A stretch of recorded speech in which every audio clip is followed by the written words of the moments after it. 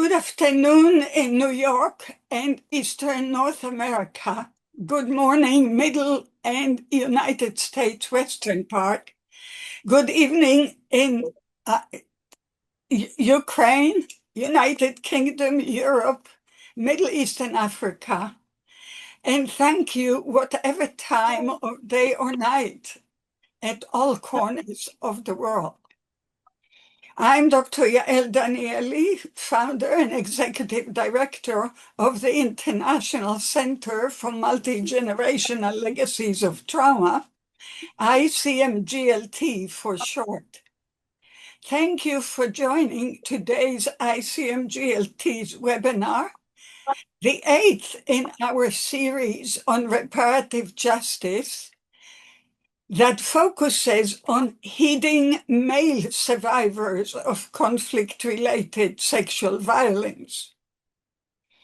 We invite all participants to review the previous 7 webinars on this series, the last one of which was an international one on heeding women survivors of sexual violence in conflict. For those of you who need to use the interpretation, please scroll down, find the world little symbol, and find the language you need, either English or Ukrainian. Today's International Center for the Study, Prevention, and Treatment of Multigenerational Legacies of Trauma, Reparative Justice webinar is held immediately ahead of tomorrow's International Day for the Elimination of Sexual Violence and Conflict, or CSV as people call it. In the United States, June is also Men's Mental Health Month, dedicated to raising awareness about men's mental health, breaking stigma and taboo subjects, and silence about their suffering, noting that in the United States, 80% of suicides are men, and promoting support and global resources for men's emotional well-being. Also related is the 2026 Global Loneliness Awareness Week Summit that is taking place in Washington, D.C. in the United States. Today's webinar's presenters will share their own and others' conflict-related sexual violence experiences and their multidimensional aftermaths upon return from captivity, reflect on their meanings, on working with survivors, and report and discuss recent data from Ukraine of taboo or stigma-associated barriers to sociocultural support, professional care, reporting, and justice. Your moderator, I am a clinical psychologist, a psychohistorian, traumatologist, and victimologist. That means victims' rights.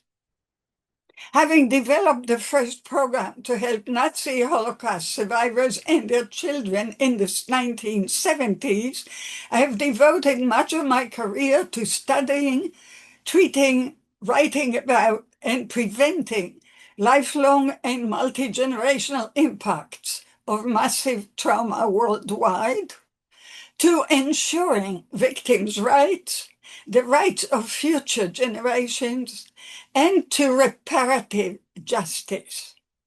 Rather than considering the outcome as the main priority of the trial, reparative justice considers the full relationship of the justice system with victim survivors and the moment-to-moment justice processes as of equal to or more weight to the victim's healing and repair than the outcome of the trial alone. In fact, Each moment of the process of this relationship can be either reparative or neglecting, simply used as evidence, or worse, re-traumatizing for the survivors. This webinar would not have happened without the dedication of the ICMGLT's Ukraine Working Group and its chair, Dr. Irina Frankova. As with all our Ukraine-related webinars, we are delighted to welcome again, with gratitude, our interpreters, now part of our center's family, Gana Stemkova and Natalia Zaet. Today's first presenter is Roman Baklazhov, a volunteer and a member of the Coordination Council on Support of Civilians Deprived of Personal Liberty as a result of armed aggression against Ukraine.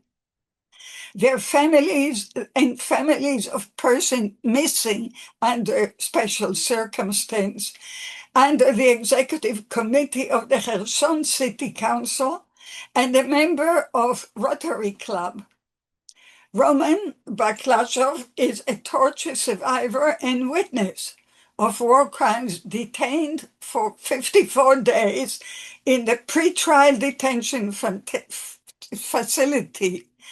on Teploenerhetykiv Street, Kherson, and an activist currently focused on helping civilian prisoners such as himself. His work also concerns the development and legalization of the rights for civilian prisoners, and the center is behind you on that, Roman. Second is journalist Sarah Sinkurova. Sarah is a Ukraine-based journalist whose reporting on global issues, conflict, human rights, and rape as a weapon of war has been featured in the New York Times, The Guardian, BBC News, and Al Jazeera English, among other outlets. Today's third speaker is Professor Lynn Lieberman-Laurie, who is a physician, epidemiologist, and biostatistician with over 30 years of experience in human aid, disaster response, development, and research. A professor at the Uniformed Services University, she has led population-based studies in conflict settings worldwide on human rights, healthcare access, mental health, and conflict-related sexual violence. Her current work focuses on trauma system assessments in large-scale combat operations and war-related abuses in Ukraine. ICMGLT is very glad to have her as a member of our Ukraine working group. Fourth is Ivan Dmytryk, a Ukrainian urologist, psychologist, and psychotherapist, co-founder of MOLFA Hub, a mental health center for uniformed professionals. Dr. Dmytryk is head of the Research Laboratory for Trauma and Resilience Studies. He's also a president of the Association of Resource Psychology and Psychotherapy. Our final speaker today is Dr. Katrina Busol, who you all know. As a Ukrainian lawyer and head of the International Center for Transitional Justice Ukraine program, an associate professor at the National University of Kyiv-Mohyla Academy, and British Academy Research Fellow at the British Institute of International and Comparative Law. Dr. Katrina Busol is a practicing lawyer and scholar working on conflict-related sexual violence, focusing on ensuring gender-competent responses to conflict-related male sexual violence in Russia's aggression against Ukraine and Ukraine's transitional justice processes. Within an hour after the conclusion of the webinar, you will receive the recording.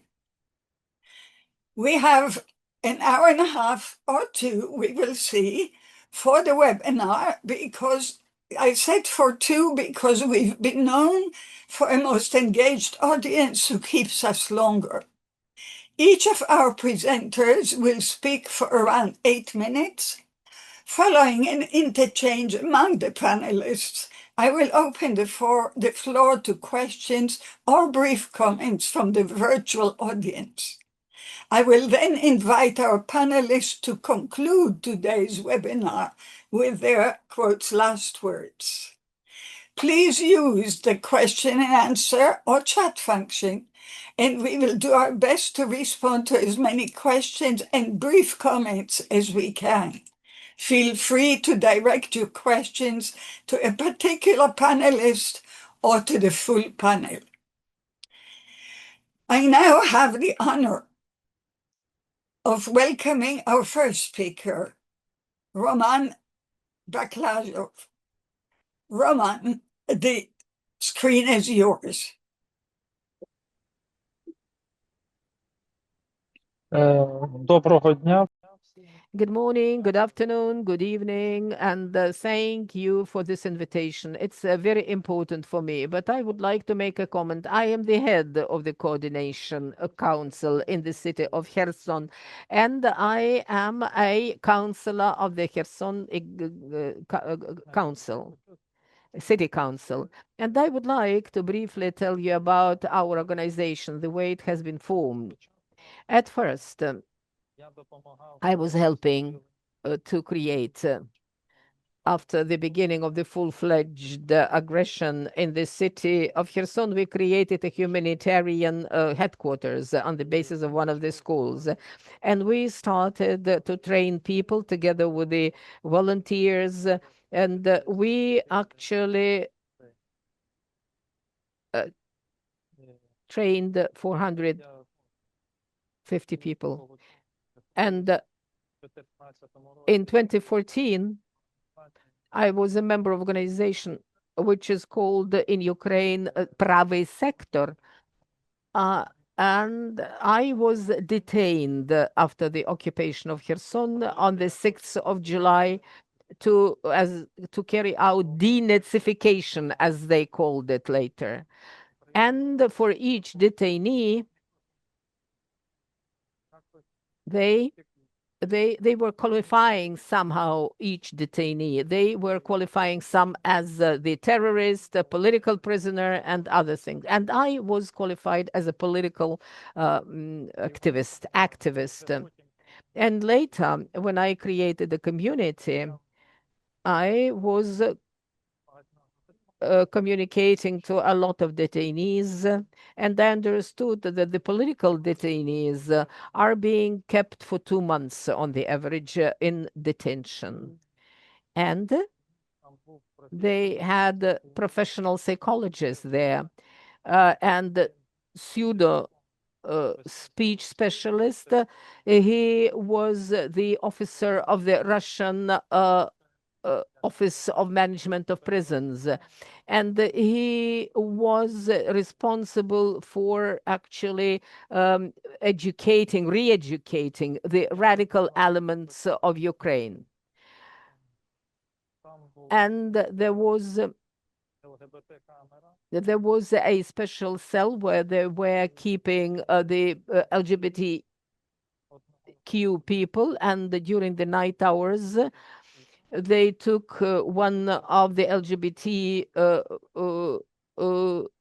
men in that cell, and they just removed him from the cell, and they were raping him in an artificial way. And this happened next to the door of my cell.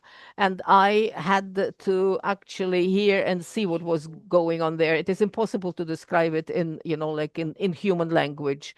And there was another case. They made one of the detainees rape another detainee. And also it happened next to our cell. And we were made to listen to it and to look at it. We were trying to avoid, and actually I could really become conscious only after the third day, which has passed, and the brain somehow erased it from my memory. And when I was released, after they have carried out denazification on me, and I was released, and I was trying to send the medicines and warm clothes to the detention center. And when they started to release the detainees started to apply to me for help, and the Kherson was still occupied at that time. But later, when they arranged the so-called referendum, and I understood that after this false referendum, the Kherson Oblast is going to be covered by the Russian law. And I actually tried to leave the Kherson Oblast. I had to escape because the organization to which I formerly belonged, the private sector, is considered to be a terrorist organization in Russia. I left Kherson, and after and before Kherson was deoccupied, I was helped by the international organizations and actually accumulated absolutely all the information about the psychological assistance, financial assistance and support. I collected all this data and information. And when Kherson was deoccupied, there were a lot of men who were released from detention, and they started to apply to me. But then we were not aware about the organization which deals with the questions of sexual violence against men. And the people in Ukraine were not aware of it. And there was violence, sexual violence, but it was mostly about women. And they were not talking much about the sexual violence against men.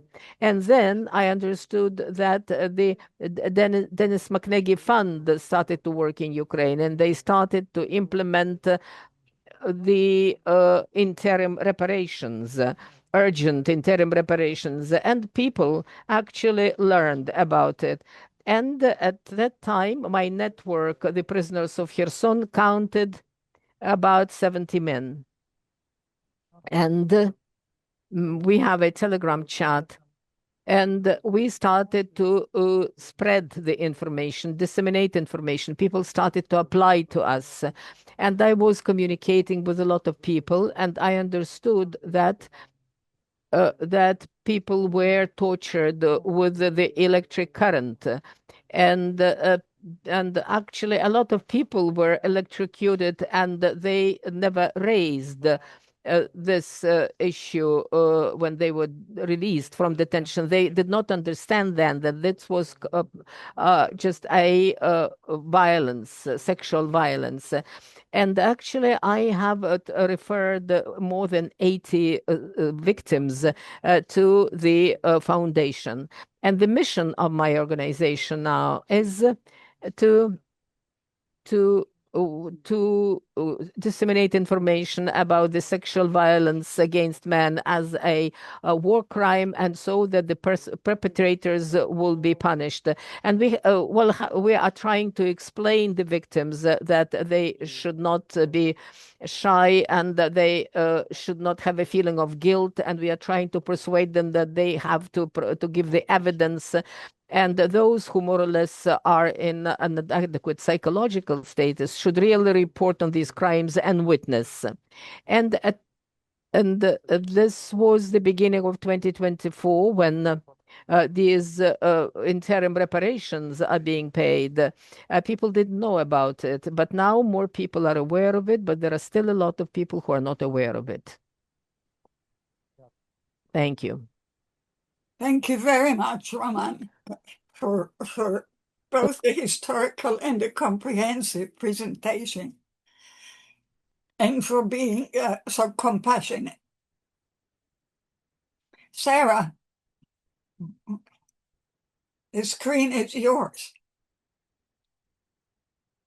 Thank you, and thank you so much, Roman, for what you shared with us. I've heard so many testimonies, and when I hear your testimony, I still feel, I still feel for every single survivor, even though I've interviewed so many people. So in my work in Ukraine, I've interviewed around 60 survivors of rape as a weapon of war or conflict-related sexual abuse, both women and men. I've interviewed around 22 men, both civilian men who experienced this form of abuse, as well as prisoners of war, so people who were soldiers.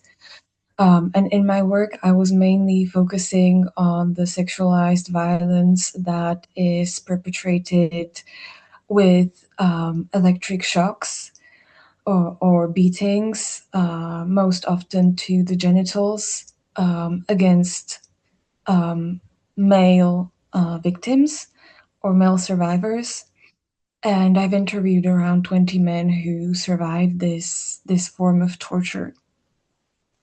I think it's very important to say that a lot of people traditionally mostly thought about rape as a weapon of war as something that is perpetrated mainly against women. But as it turns out, although no one has the exact data of what's happening, but as it turns out, it might be that there's even more sexualized violence perpetrated against men than against women, according to some organizations that gather data. And that is mainly due to this form of torture that is very often perpetrated against the detainees on their very first day when they are taken into captivity, whether that is in places of detention in occupied Ukraine or in Russia. So the most frequently what we see, or what we see very often, is torture with a machine that is called Tapik. Tapik was an old Soviet field phone used by Soviet soldiers in the war in Afghanistan. It is quote unquote practical to use, meaning that it does not have to be connected to the current. It doesn't burn energy. And various human rights organizations that collect data and interview victims estimate that it might be that roughly around 80% of the electrical torture against men is done with Tapik, and approximately 20% with other instruments such as car batteries, tasers, and electric shockers in general, which of course is horrendous. These are estimates that have been given to me by researchers based on interviews they have collected with survivors. Of course, no one knows the real scale and the real data. Tapig was used in Ukraine since 2014. As Roman said, sexual violence as a weapon of war was used in Ukraine since 2014, but it looks like it is used on a massive scale since 2022 when the full-scale war broke out. It is very sad and very tragic and breaks my heart to say this, but the use of Tapik and electric torture into the genitals is often accompanied with a narrative or a discourse in which the Russian soldiers would tell the victims that they won't be able to reproduce anymore. This is something that I have also heard in interviews with women who were raped or brutally attacked with weapons, for example. and where they heard a similar kind of discourse from the Russian soldiers. And it is also sometimes accompanied with a homophobic discourse, and often with forced nudity and threats of castration. That is something that victims and researchers and people who collect interviews report very, very often. One of the organizations that I've interviewed that work specifically in Kherson and Kherson region had conducted more than 250 interviews with men who had been detained in Kherson region.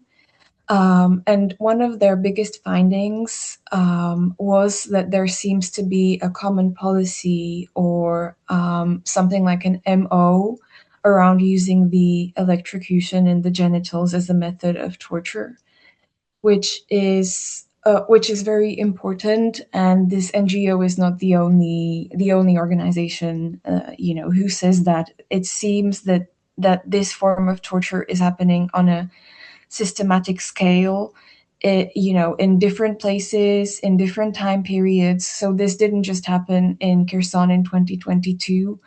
I had specifically interviewed men who were detained in different places and in different periods, for example, in the Kharkiv region, in various pretrial detention centers and prison facilities in Russia. And all of them tend to describe the same quote-unquote procedure.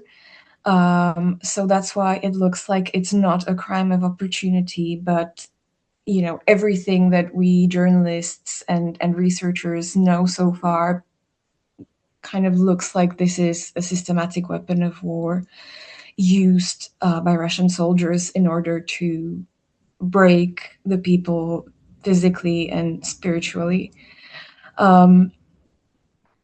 And then there's some other information that I was able to document, which is that some of the perpetrators force the detainees to make videos or film the torture in different occupied areas. The Russian soldiers sometimes spread the videos so that the local population can view them to create an atmosphere of fear. And there is actually a hypothesis that one of the leading perpetrators of the Tapik torture had used Tapik in Syria experimentally and then kind of brought it to Ukraine. And of course, sexual violence against men was used in other conflicts. So this is not something that's completely new.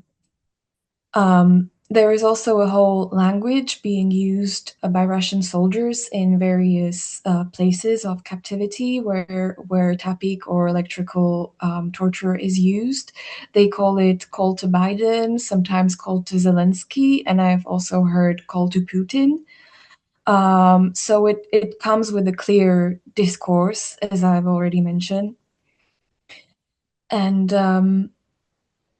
I also wanted to share one more insight or one more experience that was documented by investigators of an NGO that noted that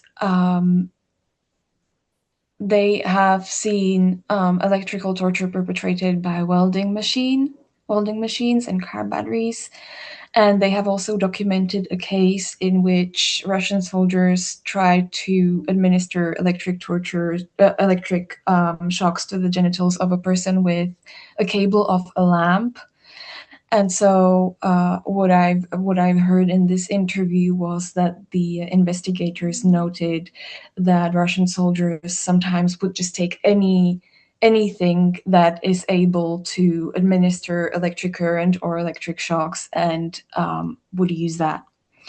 And again, this is another information that breaks my heart, but it seems like the investigators had noted that when a detainee loses control of their bladder, that's when they sometimes consider that the torture was quote unquote successful or finished. And I have heard that from female detainees as well. So it looks like this is something that is perpetrated against women as well. There's no statistics on how many people exactly died in places of captivity or how many people died as a result of electrical torture. We do not have any data, any specific data that would be reliable. But of course, I have interviewed men who were imprisoned and tortured and who told me that they have seen their friends, their colleagues, other prisoners die, sometimes even die in their arms. And sometimes it was not necessarily just because of the torture or the violence. Sometimes it was also the lack of food and the overall conditions that were simply not compatible with life. And so I heard so many testimonies, and this is just a very short presentation. But I'm happy to answer some more specific questions if you have any questions for me later in the session. Thank you so much, Sarah. Seems cruelty has no limits, doesn't it? And we're moving to a data specialist, Professor Lynn Lieberman-Laurie. Lynn, please, the screen is yours. Thank you. And can you confirm that you can hear me and see the slides? Yes, dear. It's perfect. Thank you. Okay, let me just... All right, so thank you very much for inviting me to this, and I really appreciate the opportunity to be able to present some of this. I will give a caveat to keeping some of these data a bit close to hand because it is in peer review. I have to give my disclaimer. I have a lot of views. They're all my own. You will hear them, and I have no conflicts. So the study that I did was the first randomly selected household study. In other words, we had 188 data collectors that went door to door in 20 of 24 oblasts. It is currently the largest data set of generalizable data, meaning I can give you a percentage and then give you the numbers, and I'll show you some of that.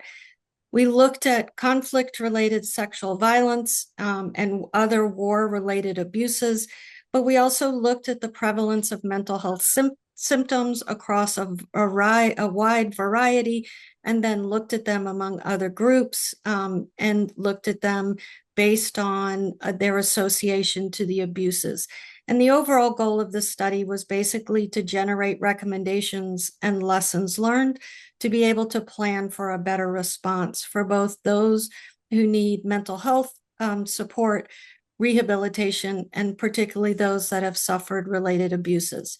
I'm not going to go deeply into the methods, but I will explain briefly what we did. We did two parts. We did qualitative, where we interviewed former POWs, male veterans and female veterans, female POWs and male POWs, many of which were survivors of conflict-related sexual violence and other abuses. These data are currently submitted to the British Medical Journal of Military Health. So I'm going to present the data, but again, if you could please keep it close hold. The other part of the study was a large quantitative study. It is a very complex 6-stage sampling frame. In other words, we can generalize all of these data to 33 of 39 million persons currently in Ukraine. We had a very high response rate of 96%. We interviewed both females and males. Again, you can always ask about conflict-related sexual violence, and most people or most researchers will only ask women. We also asked men so that we could get a full data set. We asked about the data from 2014 forward to make sure we captured the first invasion in 2014 and the current invasion that started in 2022. And these data are from May to June of last year. For the results, again, please, please, please keep these close hold. If we put them out in the media or we discuss them too far other than for policy, the journals can say they won't publish it because I broke the covenant of not discussing these data in the media prior. I also want to give a trigger warning. Some of the information you will hear is quite graphic, particularly around sexual assault, conflict-related sexual violence, and I don't want it to be distressing to those who may feel it is distressing. We were able to document a range of abuses. If you can see, we had physical abuse, the electrical torture, beatings, positional torture, psychological abuse. Some of the most harrowing was about mock executions or witnessing the abuse of others that our other speakers have already talked about, deprivation, killing of civilians, something known as hors de combat, which is basically killing POWs, killing wounded combatants, and killing of those who surrendered. Many of the drone operators were able to tell us awful, awful stories about watching their fellow combatants being killed by Russian forces even after they were captured. One of them interesting and also considered a war crime was targeting national identity. We found a lot of people had amputations, and what we discovered it was mostly amputations, particularly if they had a Ukrainian tattoo. And up in the right-hand corner, you can see the Rome Statute violations that we were able to document, and sorry, I've lost it. The other violations under Articles 6, 3, and 26 for all of these Geneva Conventions.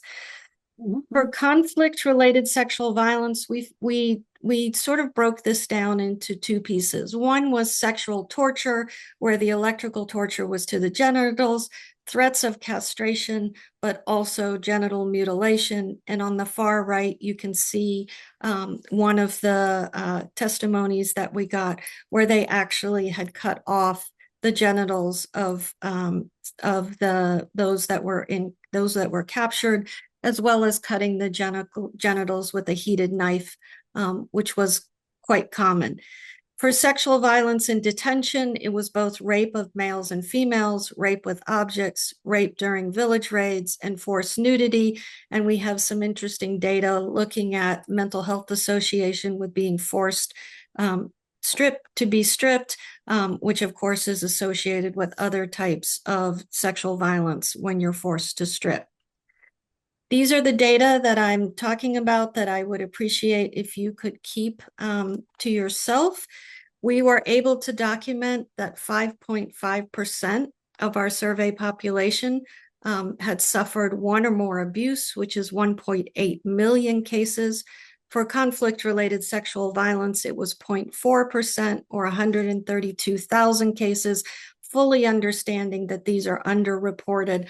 And if you look at the comments in our survey at the end, there are a lot of people that say that, that they didn't want to discuss these issues. So we know it's highly underreported in Ukraine, as it is in other studies that I've done. The perpetrators were not all Russian soldiers. There was also Ukrainian soldiers, police. There is a more than a third that did not know the identity of the perpetrator, either because they were in civilian clothes or perhaps they had stolen a uniform to basically pretend they were somebody else. If you look at those that are reporting abuses, of all the abuses that we documented, 7% were conflict-related sexual violence, higher among females than males in the civilian population, and much higher among military females. But still, 8% of the military males did report that they had suffered conflict-related sexual violence. Of course, with any type of abuse, there are mental health consequences. We were able to show in our study that 11% or 4 million people have suffered traumatic brain injury, largely due to the type of warfare that is going on. A full 50% or 17 million people are experiencing symptoms of depression, and 44% or 14 million are struggling with symptoms of anxiety. If we look at PTSD, which is also important to document, 14% of the population, or 5 million, are suffering from PTSD. But when you break it down into different groups, those with sexual violence, those military who have suffered abuses, and those with conflict-related violence, you can see the rates skyrocket and are quite high. We further broke it down to those in the Eastern Front, those with traumatic brain injury, internally displaced, military overall, and then military with traumatic brain injury. We know from systematic review that PTSD will increase to roughly around 23%. So the 14% that we're able to document currently will increase to 23%, which means that 7.6 million people, based on our study, will be suffering from PTSD, which, if you think about that, that is a lot of people to treat after the war, as well as currently in the war.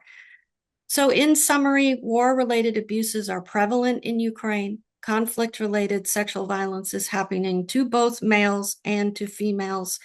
They did report barriers to reporting, and these reasons included stigma, shame, fear of retribution if they had other family members in captivity, not knowing where to go to report, and a lack of confidence in the judicial process. Several people said it had gone into the judicial process, but nothing had come of it. Therefore, why report? The abuses are associated with mental health symptoms. I've seen this across my career in other places as well. And because of the lack of the ability to care for so many victims or survivors, we do need to consider prioritizing those high-risk groups in order to save lives. Because when we, in another, I'm not able to present all of the data that I have, but basically, if you look at those that are quite severe, there's also a high suicide ideation and suicidal attempt rate. And so we want to reach those first.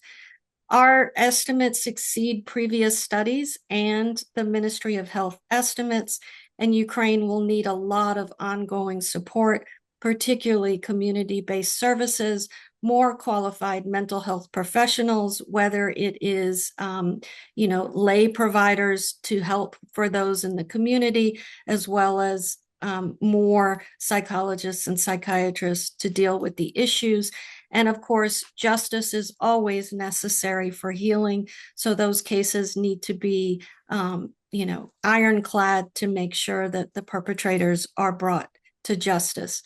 Thank you very much, and I appreciate the opportunity to share these with you. Thank you very much. Lynn, you've seen now 3 ways of knowing and understanding what's going on. All very cruel. So our hearts have to be together to contain this difficult knowledge. Ivan, I believe you have some more very important material to share with us. Please, sorry, the screen is yours. Thank you, Yael, for inviting me and for this opportunity to speak to you. I'm happy that the colleagues before me have shared already a lot of information. I mean, what's left to me is to highlight maybe some specific features, how we work with these clients, with these people who have had this experience, this background. Let me share this information with you. And let me share my screen. I have a presentation here so that we had the opportunity to maybe comment on those and very briefly cover those aspects. My experience of work with these clients during the period of my work with servicemen, service persons and veterans, that's not huge practice. 12 men in therapy, in sessions, they spoke about sexual violence. These are prisoners of war and civilians who were captured and kept in basements, and there they were subject to abuse and violence.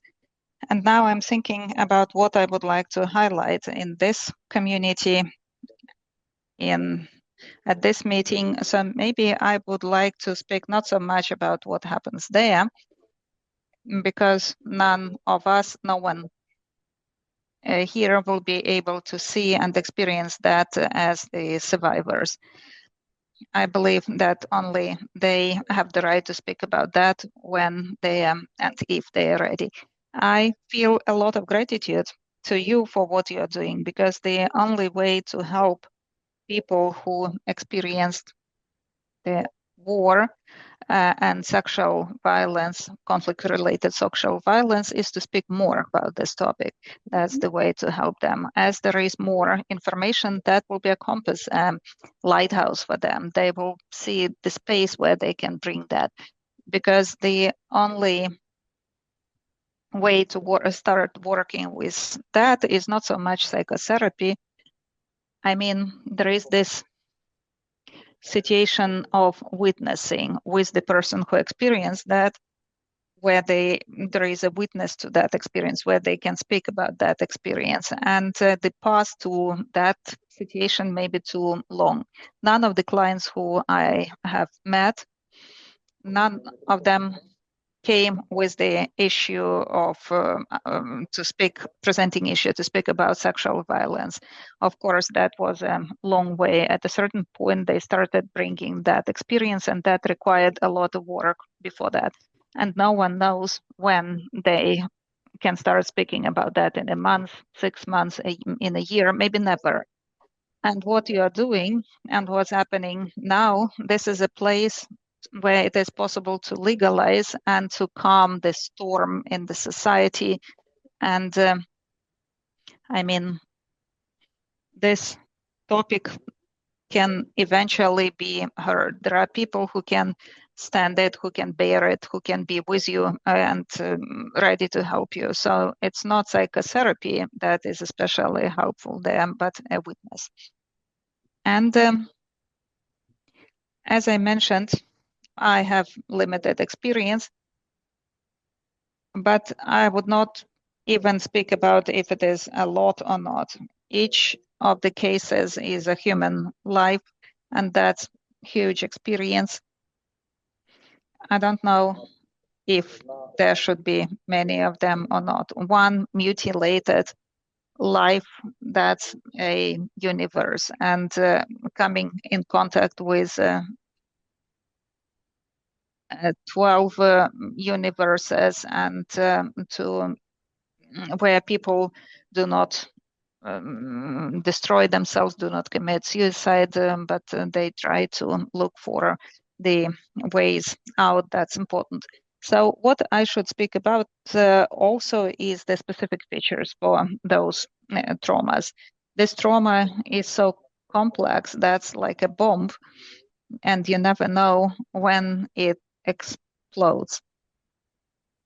And what else there is there, no one knows, because apart from physical damage, as colleagues mentioned, electrocuting and the threat of castration. One of my clients did experience castration as a result, and raping, anal raping, lots of combinations of various components and various types of torture that above all impact the sensations of the body. And we know that it is very difficult to work with the body. Everything that is imprinted in the body, well, that's hard.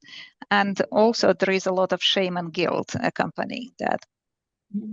Shame that it happened to them for that experience, and guilt, if we now speak about men, like I couldn't do anything about what was done to me.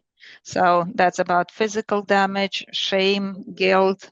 We can also speak about moral trauma, and all of that is based on this undermined identity and PTSD, so trauma that results in PTSD. That's really a very explosive and very sensitive territory for a psychotherapist to work there. I will not go into detail. So, as I mentioned, the therapist in this case is a witness. And what is supposed to happen? Well, a lot of things, components need to come together. And first, me as a therapist, I need to first understand and know that I'm ready to stand that, to sustain that, because a traumatized client is very sensitive. They can feel us very well. So if I'm not quite sure I will be able to stand that, the client will not go there. They will not bring this experience. They will not let me be the witness. Secondly, I need to be someone who gives them the feeling, who is ready to assure the client that we will not get lost in that experience. We will not fall into that abyss. And there is something which is not quite clear to me. That's not about technical aspects, though, but I think that there should be something where the two of us unconsciously at a certain point will be ready to go ahead and plunge into that experience, and where it doesn't happen in a planned way, of course. And here I should mention, maybe I can boast a little bit, why not? So which paradigm I am using? Me and my research advisor, we developed some time ago, and we keep implementing the method of psychotherapy that we refer to as resource or resource-based, resourceful psychotherapy. So for me, it feels very safe to work with trauma and with sexual abuse. We do not touch upon traumatic experience as such directly until the client is ready to bring it. And usually the witnessing this experience is sufficient so that the person doesn't need to re-experience it. But the work, this approach, offers very efficient results when we work with the experience, when we work with the individual. So witnessing, we have a whole model. It is available in public domain, so I will not go into detail. And as a result, a new identity is born, where this experience is integrated as part of the new personality of the new individuality, identity. So I believe that this is a very good and relevant method when you work with this category of clients, because it really mitigates re-traumatization, and with these clients, re-traumatization where they may close down and avoid and escape, continuing the work, that the risk is very high that they will do that. And also, I would like for all of us, for the community, what I would like to us to take away from this meeting. Maybe item 2 is even more important, most important, to be ready to be a witness. Sometimes our client doesn't need us as a professional, as a specialist. Sometimes they need us with our deep humanity and absolute acceptance. And this may be even much more healing than our professional skills as experts in various approaches in psychotherapy. Second, not to be afraid to ask questions, some questions directly about some aspects. I mean, it's not about like talk about your experience, but if there is a close contact with between the client and the therapist, then in the field, some questions may arise. And most often these questions are also relevant for the client. Maybe they are waiting for someone to ask that question to them. Maybe it will be important to do that first, to make the first step. That's seen it's quite a sensitive aspect, but it's important because sometimes they don't know if we are ready, if we have resource to work with that issue. And the third thing is that we should not try in our work with traumatized clients, in this case also with clients who experienced moral trauma and sexual violence, abuse.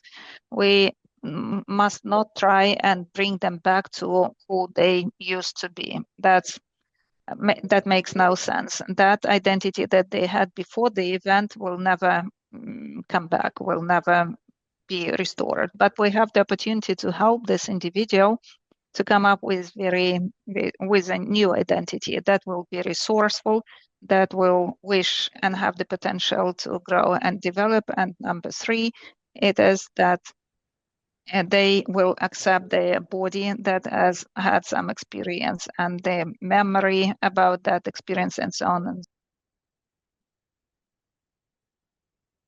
And these are the most important things which I wanted to share with you today without repeating everything which has been said before by my colleagues. And thank you for your attention.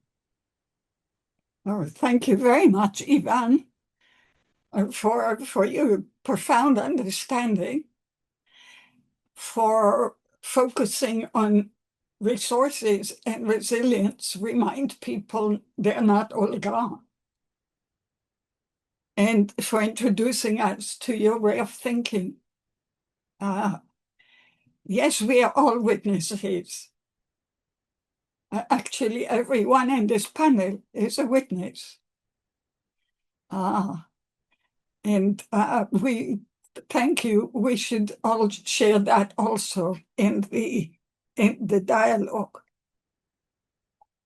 And the importance of speaking is extremely important, is as high as possible. I remember in my work in the Central African Republic, and that will take us to your presentation, Katrina, the special prosecutor, the prosecutor of the special tribunal in CAR used to send, to put out at the entrance of the court, if you don't kill the silence will kill you.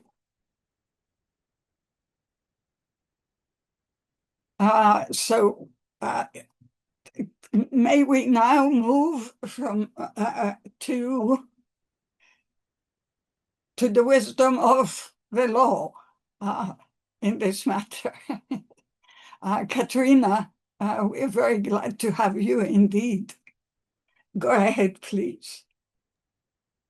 Thank you very much, dear Yael, and I'm sorry for keeping my hand lower. I'm just taking so many notes from all of you. So happy.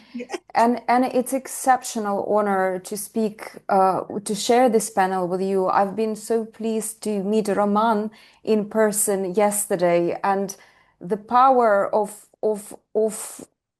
what you're sharing and how you're doing that, the power of how you, Ivan, are guiding us to ask the questions, to first and foremost assess whether we as lawyers, psychologists, friends are really now ready to speak and ask the questions is just so powerful and so important, because I have heard from quite a few survivors, especially from earlier on in Russia's early aggression, 2014 to 2021, but also at the earlier stages of the full-scale invasion, how oftentimes the mental health workers were not ready to face the evidence and the truth which people were revealing. So I think it's so important to really prepare ourselves to what we might face. I apologize in advance because I think my presentation will be so dry in terms of the matters of the law, but I really think that in order to pursue justice and label all that unfathomable evil in the courts of law, but also in the court of law of public imagination and memory, we do have to refer to certain legal categorization. So that is why please bear with me. I would like to start with the claim that Russia has used sexual violence as a weapon of war, not only since the full-scale invasion, but since 2014. Indeed, all those violations mentioned today, rape, threats of rape and other forms of sexual violence, both to a captured person and to his or her family members, the acutely gendered threats and forms of sexual violence, which were informed by the person's actual or perceived sexual orientation, gender identity, were really prevalent since the invasion of Crimea and since the armed conflict in eastern Ukraine. The difference was that not only the international community and even the UN, but even us, domestic human rights lawyers in Ukraine, were not ready and equipped enough to face that reality. But I'm really inspired to say that the Organization of Survivors SEMA Network Ukraine, supported by the Mukwege Foundation, together with the Global Survivors Fund, already in 2020-2021, did the first study on the patterns of experienced conflict-related sexual violence, but crucially on the vision for remedy and redress.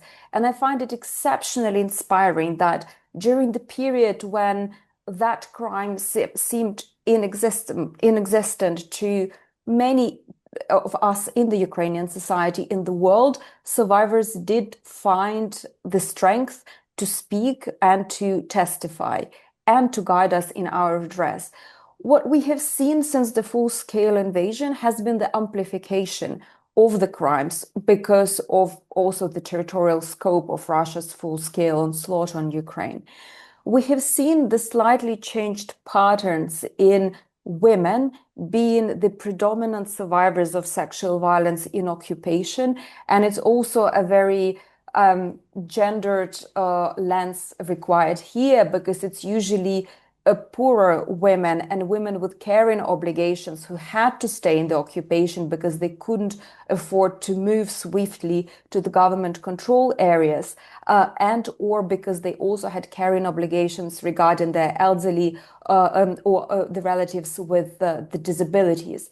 Whereas in detention, and this is well documented by the human rights NGOs such as Truth Hounds, the Association of Ukrainian Women Lawyers, URFEM, as well as the UN Commission of Inquiry, the UN Human Rights Monitoring Mission. The predominant majority of sexual violence survivors in detention are men.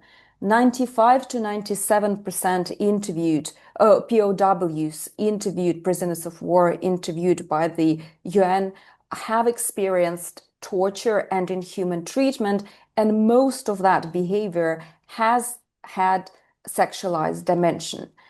What did we face as the society and as a legal community in Ukraine in terms of revealing this experience? First, we have seen the self-censorship of especially male survivors in identifying their experience as traumatic and as the one amounting to at least a war crime. Oftentimes, and I think Roman has mentioned that, when males were forced to witness sexual abuse of their fellows in detention or of the female relatives, or when it was reported to them that their female relatives or children were subjected or would be subjected to sexual violence, these male survivors would often think that the experience of their family members was graver and their mental ordeal was seemingly not relevant. However, it's not so factually and it is not so legally. What they were subjected to is qualified as sexual mental torture. So it would be qualified as a war crime, for instance, of a threat of rape, but also as a war crime of sexual mental torture. And we have to label it this way, not only because we want to reveal all layers of Russia's evil, but also crucially, we want to understand all aspects of the trauma that people have experienced, because that would guide us in the more nuanced design of the support systems locally and nationally in Ukraine. I would also like to stress that increasingly more prisoners of war share how actually the mental aspect of torture, how the threats of violence, especially sexualized violence towards their family members, was harder on them than surviving any form of physical abuse. And again, we're not conducting the rating of the trauma, but I think the Russians calculate this very subtly. They do understand the gendered ordeal that a male, the husband, the father, is going through when he feels his helplessness in helping his family, his female or other family members or children. It's also important to stress that the UN Commission of Inquiry has specifically categorized Russians' widespread sharing of visual footage of videos and pictures of torture and sexualized torture amongst family members of the victims as a war crime of the outrages upon personal dignity. And I think it's really important because it speaks both about the mental and physical effect of this ordeal on the captured person and their family members, but it also shows how Russia is trying to impact the societal moods in Ukraine, impact the process of the mobilization and the attitudes to the army, because it sends a very clear message, not only to Ukrainian service persons, but the service persons in, the Baltics, in other European nations, that if you dare to fight with us, this is what you will be facing. I would also like to stress that we should look more into reproductive harms and violence. And I saw the questions in the chat on that.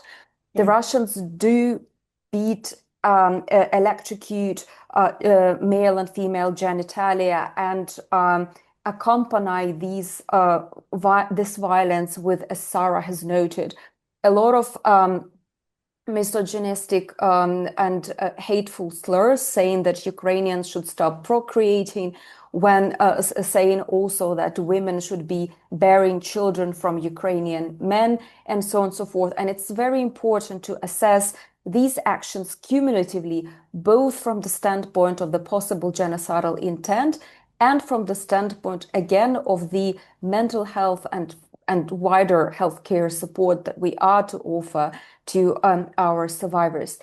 I would like to conclude by saying that I think in the situations of atrocities everywhere, definitely in Russia's aggression, we cannot delineate male and female experience. The way Russians wage sexual violence against Ukrainian women is clearly designed in relation also how they wage sexual violence against Ukrainian men.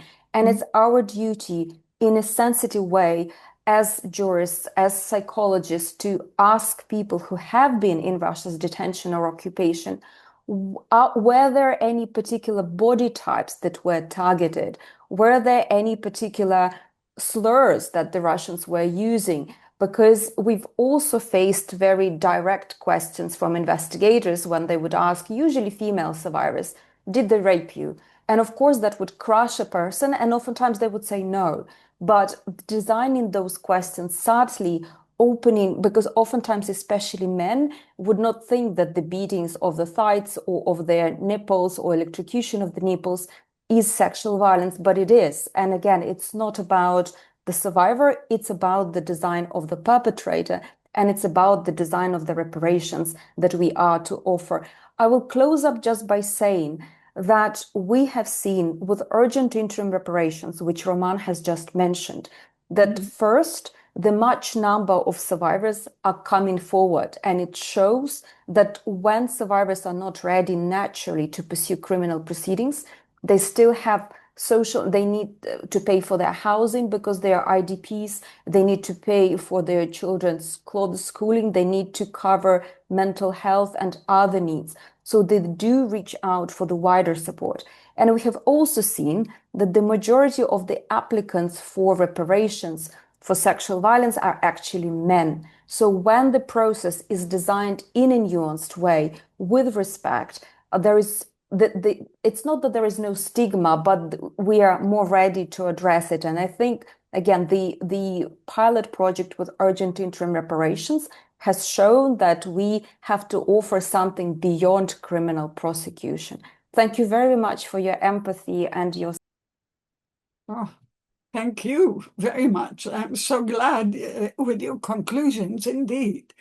And I apologize for the panel and for the audience. The most important other discipline of way of knowing and compassion that is missing from this panel is a religious leader, which at this time we couldn't arrange, but the sociocultural aspects and the societal communal support are clearly extremely important too. So I think please help us next time we're together to also have that voice, because that voice has a great power. It may be opening both the society and the victim survivors to share, so everyone understands and everyone can heal from these horrible, horrible crimes. You listen to each other, and now we are in the phase of dialogue among you. Before our question and answer from the audience, I'm wondering whether any of you would like to comment or ask a question of each other, now that you've listened to each other and learned. Anyone?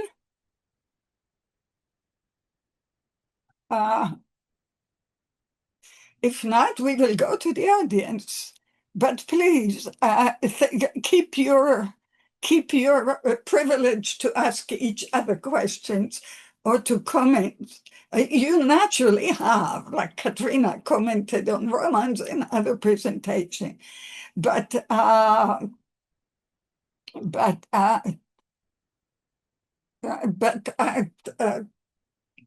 anyone wants to take we heard at least 3 of you mention. Sarah, you mentioned that maybe more men than women. Lynn mentioned more women than men, and Katrina is back to more women than men. So you see that different ways of knowing creates different conclusions. These are very important. And we all publish them in our ways of publishing. But as a journalist, this is so important. It's what I was trying to say. The truth is that no one really knows the exact total numbers, and the war is still ongoing. So right now there is just no way to know. There are different ways of looking at different sources. So when we look at the population, at the people who are currently detained, held captive in various places in occupied Ukraine and Russia, then yes, among that population, there are more men than women. Katerina said a number, I think you said 95% or 93%. I don't know the exact percentage, but it's clear that there's more men. So and we know that because of this systematic nature of this kind of sexualized torture in captivity, it is very likely that in that environment specifically, men are likely more affected than women. And then there's different, as a journalist, it is very hard to answer that question, but you can look at different resources. So you can look at the General Prosecutor's Office. Obviously, we know that not all cases, are reported, and a large part of Ukrainian territory is still under occupation. but the prosecutor's office data some a week or 2 weeks ago, when I checked, there was, I think, around 150 men and more than 200 or maybe 300 women and 23 cases of children being raped. The UN also have numbers, and their numbers are a little similar, although when you look at the latest report that has been published by the UN, in which the UN put Ukraine and Israel on the blacklist for sexual violence. The UN interviewed specifically, I think it was 160 men. So they specifically in that report focused on the experience of men. And when you look at different funds that, for example, provide reparations to survivors, we know that some of them received more applications from men. So I think there is no total way to say, it's more men and more women, but we just know, looking at different places and different organizations, what the trends are really. But of course, this is a big question. I think once we will, the time when we will really know the scope of what happened is probably going to be after the war, sadly, when we will be able to reveal, some of the horrors that we still don't know about today. Thank you. I see Ivan wants to comment. Go ahead, dear. Дякую. Я поки слухаю, в мене кілька таких, знаєте, цікавих думок з'явилося. Перше, я While I'm listening, I actually thought about the following. I would like to support your idea, Yael, to engage the religious leader. And one of my clients was referred to me by his chaplain. And if the chaplain has a trust of the military servicemen, so they would rather talk about their experience with the people to whom they are referred, and they might share this experience with the chaplains rather than with the peers. This topic is not very much popularized in Ukraine, at least in my field of attention. And I think it could be a very interesting approach to work with the clergy, and whether they are ready to communicate and establish contact with their believers referring to these issues. And when Katrina was talking, I thought about the following: whether reparations can be a very important lever for opening up and witnessing on this topic, because the culture in Ukraine is different. We have a lot of taboos, and the topic of sexuality is very tabooed. In principle, the topic of sexuality is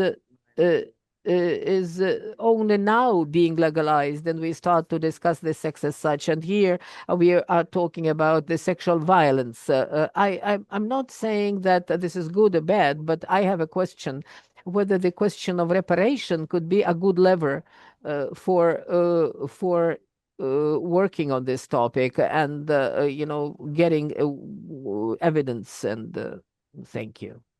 I think that's a wonderful question. Go ahead, Katrina. I can see that you want to talk to it. Thank you very much. I actually wanted to first comment also on the religious leaders. It has been documented that Russia also specifically weaponizes various forms of violence, but including sexual violence, against the priests of Ukrainian Greek Catholic Church and Ukrainian Orthodox Church of Kiev Patriarchy. So there was an instance documented and described by the UN Commission of Inquiry, how a priest was kept for long naked. Forced nudity, obviously also part of sexual violence, which not many people, especially men, identify as such.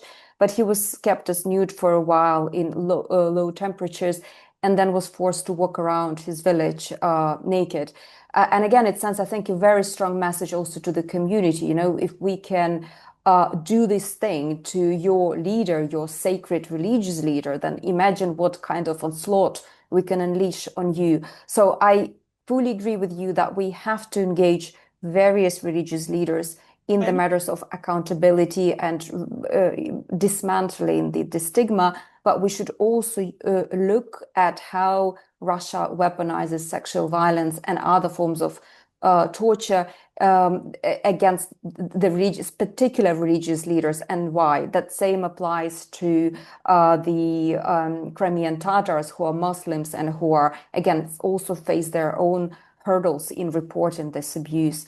And in relation to reparations, Ivana, I did not mean that we should encourage people to come out because we offer something to them. Not at all. I was just speaking from the standpoint of the needs that objectively many survivors say that for them securing safe and good education for their children is the form of redress. For them knowing that they have couple counseling and that they strengthen their family in terms of their relationships intimately, that this is the form of redress, and couple counseling is obviously very expensive. So I think it's just objectively people respond to an offer of help, and urgent interim reparations were so far very modest, just 3,000 euros. It might sound much, but again, colleagues, Russians oftentimes kick people's teeth out in detention. So even addressing this dental issue costs much more. So 3,000 euros is not about redressing all the harms, but it's still about coming out and communicating. I think most of the redress would still happen through what you, Ivan, said, and you, Yael, the sharing and the witnessing. Just last week, we had the DocuDays Human Rights Film Festival in Kyiv. And one of the films was the film Traces by Alisa Kovalenko, herself a survivor of sexual violence in 2015 or 2016 in Eastern Ukraine, who together with the Mukwege Foundation and SEMA Network has shared this story and has shared how their full life and the ability to speak now is the response to the Russians, and the clear response that the Russians have not prevailed. And I'm really proud also to see, like, not proud, it's a wrong word, I'm inspired as a human being and a citizen to see how many more NGOs set up by male survivors are there, that they partner with NGOs led by female survivors, such as Numo Sestry, SEMA Network Ukraine, and they do the crucial work. They do the peer-to-peer support. They go to the deoccupied regions and they speak to the people who might have faced this experience, sharing that this is something that we actually have been through. We're not just empathetic lawyers, we're not just empathetic civil servants. This is the peer-to-peer, survivor-to-survivor support. And I think this is also something which will incentivize people to come forward and which will bring those wider stigmas, which you, Ivana, has so poignantly mentioned, hopefully down in our society. Thank you. Thank you very much. And there's a very rich discussion from the audience that we will attend to regarding this as well. Thank you very much. Nobody mentioned any of this in relation to ethnic cleansing, and maybe we would want to pick on that. But Lynn, you have had your hand for a long time. Yes, I just want to make sure that when we're talking about more men versus more women, that we don't conflate referral bias to what the reality is. That is, we know that 50 to 75% of survivors do not come to care. So using those who come to care is not a way to determine more men versus more women, right? If you look at, the only way to determine that is through quantitative data. So if you look at the data that I collected, there are 132,000 cases that I'm able to document. If you're seeing 80 cases that have come to care, that is not representative of what's out there, which means that there's more cases to find. And I don't feel comfortable saying it's more women, more men, understanding that men are, one, far less likely to report. So if you look at the numbers that I have, that is only scratching the surface, and understanding that females are also less likely to report, but far more will report than men. So I just want to make sure that we don't do the same mistakes we did in DRC, where we say those who come to care represent everybody, because they do not. That is a referral bias. Thank you very much. This is such an important discipline to keep in mind. And these are such difficult taboo subjects anyhow, so they create such intense feelings in everyone. So it's easy to slip. That's why we try to give all the ways of knowing in the same framework, so all of us learn from each other.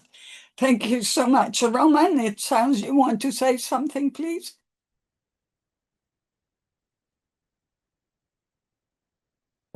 Хотів сказати, що проміжні I wanted to say that this reparations helped us raise the topic of sexual violence and conflict at a new level of discussion in Ukraine. So people started speaking about that, and the law was adopted last year. If it starts working, if it is implemented now, then we will find out about even more cases. And I know at least 4 religious leaders, priests who suffered torture and sexual violence, and these are different churches: Moscow Patriarchy, Ukrainian Patriarchy. I mean, if you are interested, I can invite them to speak as well. Thank you. Very important. Thank you. I was hoping someone would come forth with that. So thank you very much. And yes, I very much welcome. Just a second. Celine Bardet, we know your name. Celine's a comment that the taboo is international, universal, absolutely. That is why I began my introduction mentioning the United States, right? And mentioning that 80% of suicides are men, in part because of the severe conspiracy of silence. That's what I call it in my writings. I call it conspiracy of silence because of the severe conspiracy of silence against speaking about males being raped and their inability to speak about it. But let me not use the word inability to speak. We speak when we have a listener who is willing to listen, who is there to receive everything we say with compassion. And that is the point of training, indeed, and specialized training. When I speak about reparative justice, of course, we speak about specialized training to listen, to be there for victim survivors.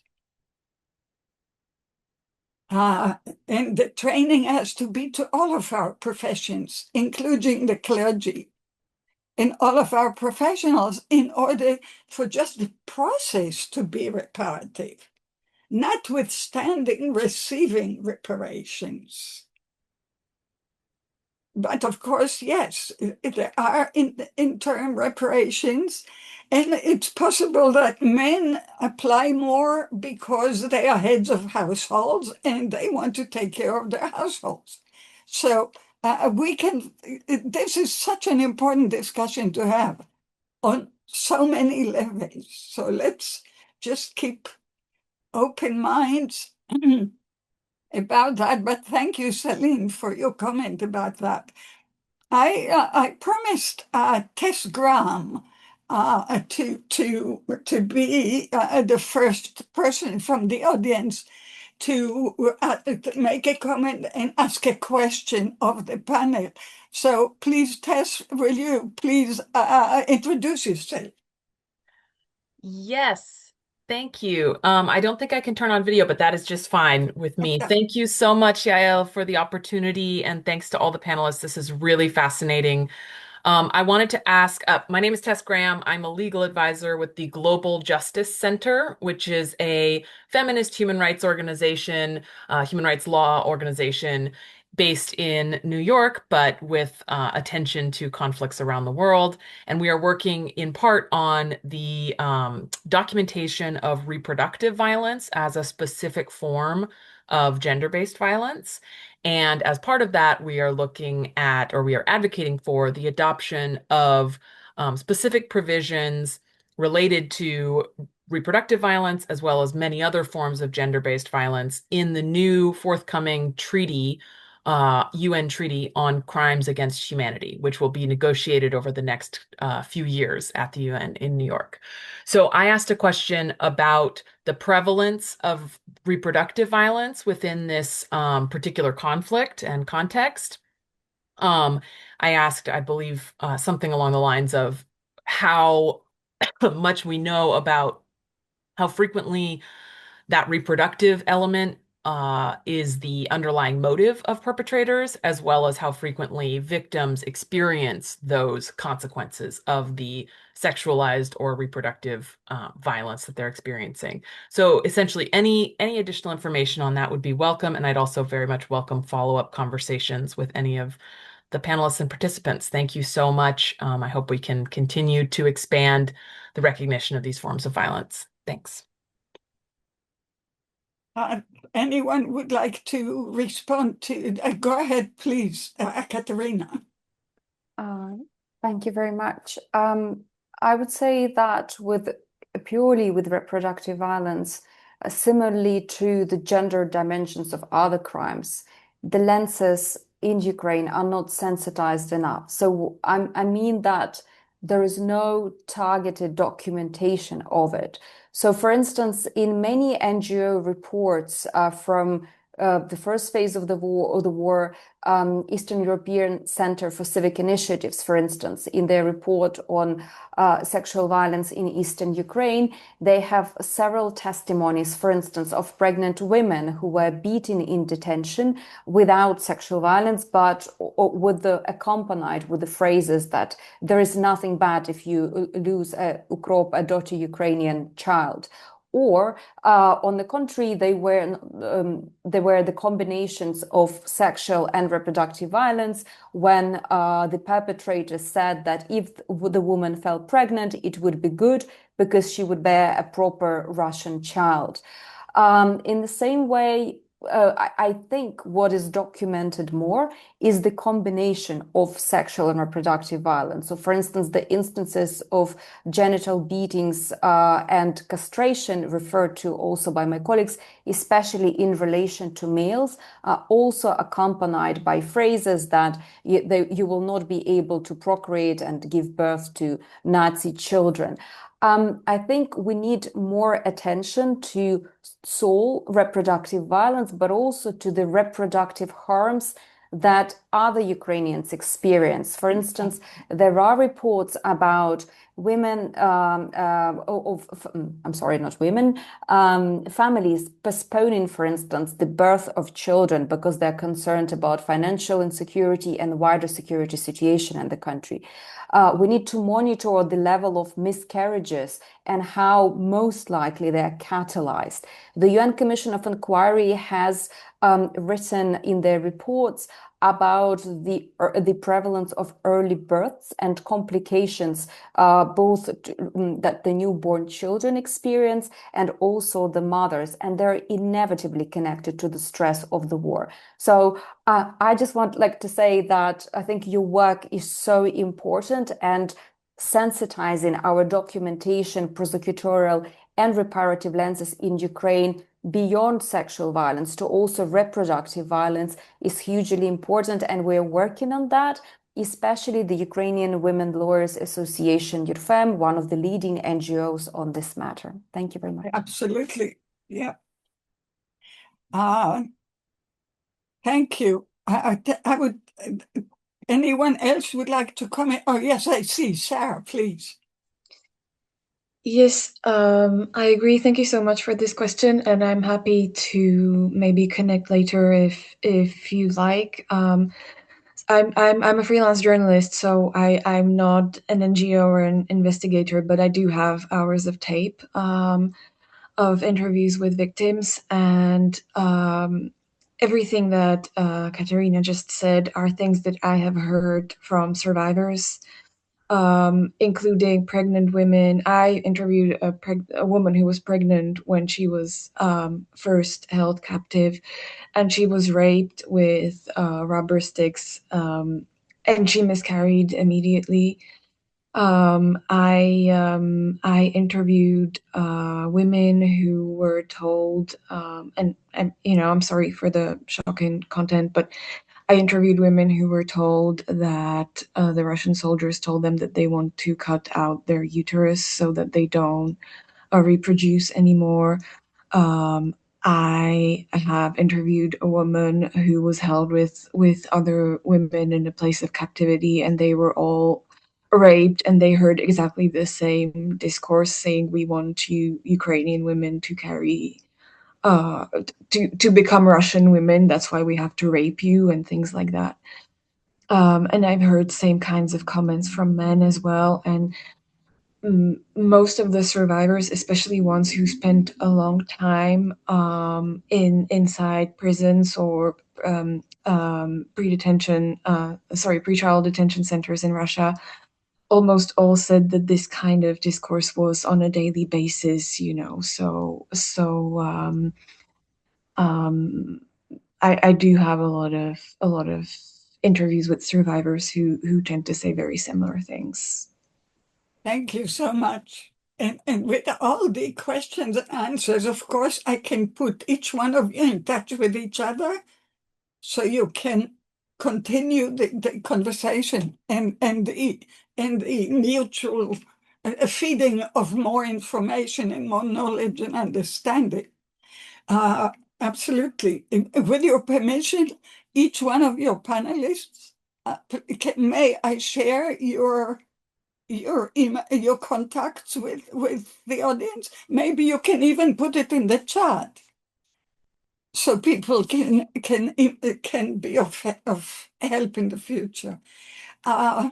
Let me also please invite Eva Hofmanska to comment.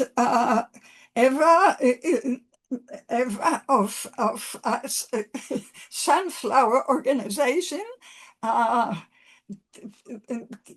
started the series of reparative justice with our center. So it's always a pure delight for me to see you with us and to have you comment. Please, not too long, darling. We have several questions. Of course, And thank you. Yeah, I'm very happy you're here. yeah, I'm absolutely happy to be with you tonight, and thank you for giving me the voice. Yeah, just a few reflections. First, maybe one of the challenges we face in documenting international crimes is that survivors often disclose sexual violence only after trust has been built. So in the case of male survivors, and I think that Lynn has already mentioned also about that stigma and social expectations concerning masculinity may make disclosure even more difficult.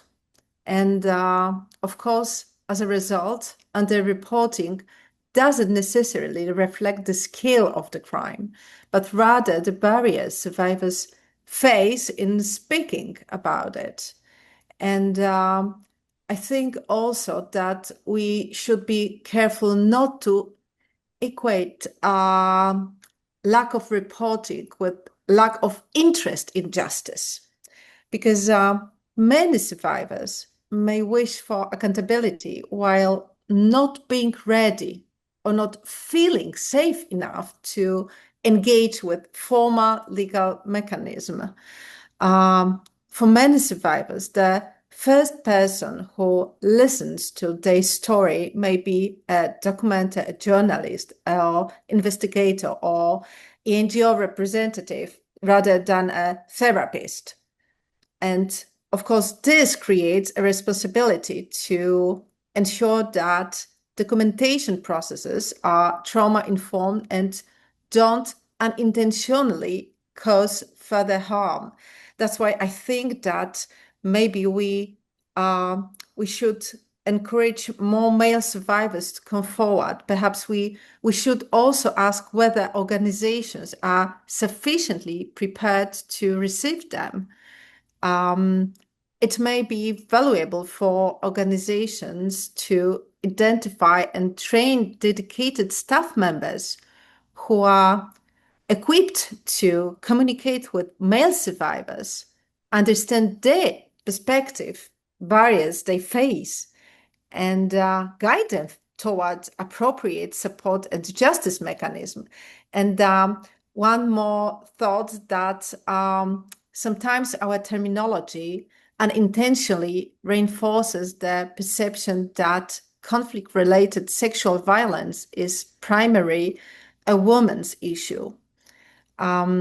Inclusive language can help signal to male survivors that their experiences are recognized and that support is available to them as well. Of course, that in many detention settings, sexual violence is not only a violation of bodily integrity, but also a method of torture, humiliation, and dominations. I think that understanding it in this broader context may help us better respond to survivors' needs and strengthen accountability efforts. Thank you. Thank you very much, Eva. Let me just comment, if Yes. I may, and ask the panelists to reflect also. When we were preparing this amazing webinar, we were actually asking ourselves, would men, victim survivors, find it easier to speak to women, therapists or lawyers or NGOs, or to men? And it's the same with women. And I think this is a very, this is a question for science. Lynn, maybe you would want to study this. I'm sure Sarah can ask people too, or you are a woman. You found that they found it easier to speak with you. Ivan, you're a man. Did you find, it's a question that science can answer best, but what can you share your thoughts about it? On our working group, Marta, one of our Ukrainian members, wrote very sweetly, of course they would speak to women, not to men, because women are mama, and you share your pain with mama. So I thought I would bring her wisdom to the panel. What do you think? So, what is your experience? So can I give you my experience from, Please, yeah. please. So when I first started documenting that there really wasn't daylight between the number of female survivors versus male survivors, the one thing that was a barrier was that there are no specific services for male survivors. So if you think about conflicts around the world, whenever they establish conflict-related sexual violence services, they're geared towards women. And as a physician, men's issues are not the same as women's are not the same as men. For a male to get help, to disclose what's happened, but also to feel comfortable getting services, the services have to be specific for males. We spent decades working on getting services for females. We have done zero for males. Although there Although are it's the other way around. right. Although there are guidelines. So UNHCR, after I published the DRC data, UNHCR actually created guidelines for male survivors. And there are other programs that look at male survivors in prisons, male survivors in other settings. So there are some programs, but not enough for sure. And Ukraine is going to suffer if we don't have the type of services that are for females and those for males, because the males will not come forward without having something to come forward for. That's my view, and I'll stick to that. Thank you. Very important view, because we do have important Ukrainian listeners here. Roman, Ivan, you had your hand up, please. Мені важко відповісти на запитання, до кого Hard for me to ask this question to whom men survivors will go, but somehow it happened to me. So maybe I was lucky. My first degree is medicine. I'm a doctor, urologist. My PhD was on sexual dysfunctions. And in my public space, and well, I speak about that aspect, and thus the stigma that the doctor should not judge, doctor is unbiased, it works for us. It offers a good entry point for these clients. Plus, information is spread by the word of mouth among comrades, so I work with guys who were injured or castrated as a result of explosions. So somehow that offers this entry point for them, and it feels safe for the clients. But I believe that whether it is a male or female doctor, well, maybe they would more or less treat us in the same. Sarah, you have a short moment, and then I will invite Celine. Celine, you are so involved with us, so maybe you want to say a few words after Sarah, but briefly, after Sarah. Go ahead, Sarah, please. You are muted, dear. So I don't necessarily have, the data that we are talking about. I'm just sharing my experience as a journalist working in Ukraine. I was actually invited several times by several men's groups and organizations, and I'm a journalist, and oftentimes I have a lot of material of quality, and I don't get to use all the testimonies. And so I do have a lot of testimonies. I do have a lot of survivors who actually want to share their testimonies. And I'm also working on a book right now. And I just wanted to say that if there's anyone who wants to connect in Ukraine, or maybe there's a way of using all the testimonies that I have from men, maybe, developing them into a longer project or something like that, because I find that there are men who come forward, and I actually was in situations where I wasn't even able to go to the East and carry out the reporting alone, but I was invited by men who were abused and who wanted to talk about it. Thank you. Thank you, dear. I'm sure there is a way, actually. We can discuss it methodologically too with Lynn later also, because not all scientific knowledge is quantitative. Quite a bit of it is qualitative, and I'm sure your rich data, your rich material, I'm afraid to use the wrong word on this, can be looked at, and certainly we have in our library, the center's library, first of all, we have, please send us any publications you have that are relevant, including media, okay? So first of all, we have a media section. So you can even put some of them, we have a survivor corner. We even have a name for it. We call it authentic experts.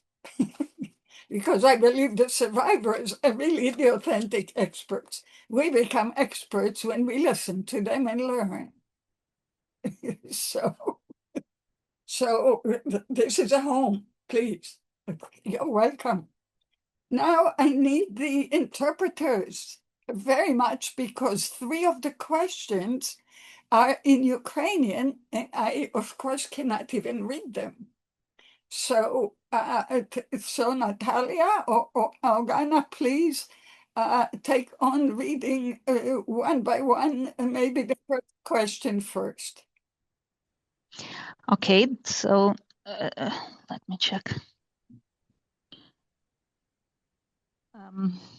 There are comments if we think in general about what we have now.